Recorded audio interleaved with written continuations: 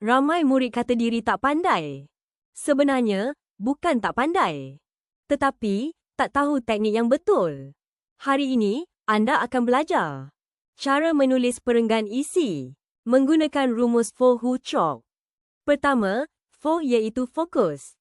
Fokus ialah maklumat penting yang difokuskan dalam perenggan isi.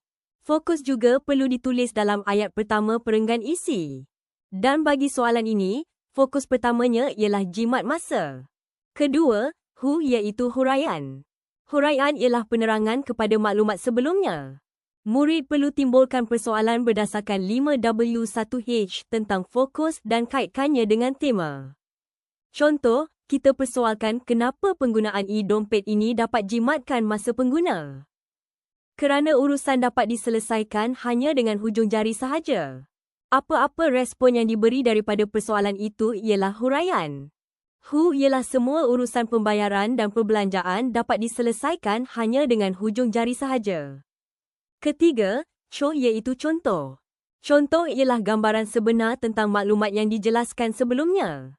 Contoh bagi huraian tadi ialah pembayaran bil dan pembelian barang dapat dibuat melalui aplikasi seperti Shopee dan Lazada. Keempat pula, K ialah kesimpulan kecil ataupun kesan.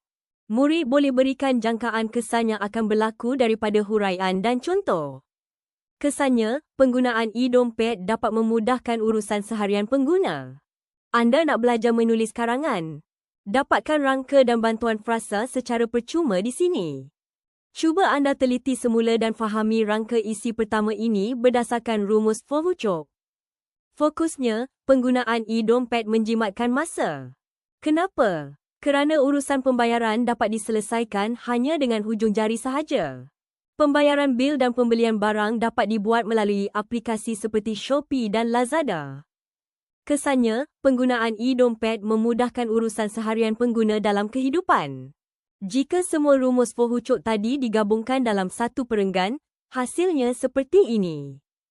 Penerangan isi yang anda sampaikan akan lebih tersusun dan mempunyai wacana yang jelas. Rumus For Who Chalk ini anda perlu ulang untuk semua isi.